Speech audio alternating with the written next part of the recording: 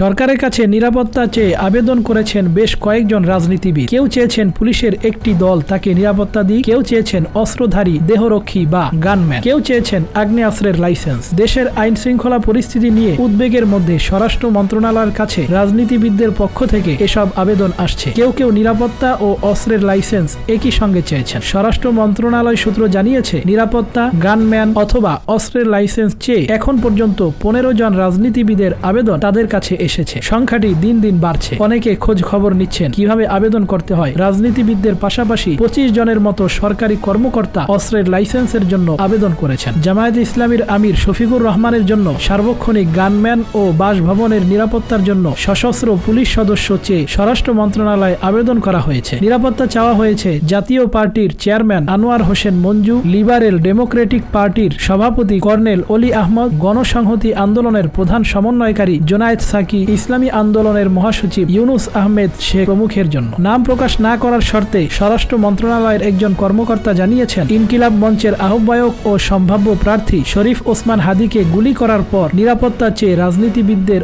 আবেদন ও খোঁজ খবর নেওয়া বেড়েছে। তবে এর আগেও কয়েকজন আবেদন করেছেন। তিনি বলেন, কাকে কাকে আগ্নেয়াস্ত্রের লাইসেন্স, কাকে গানম্যান দেওয়া হবে তা নির্ধারণে চলতি সপ্তাহের মধ্যে বৈঠকে বসছে স্বরাষ্ট্র মন্ত্রণালয়।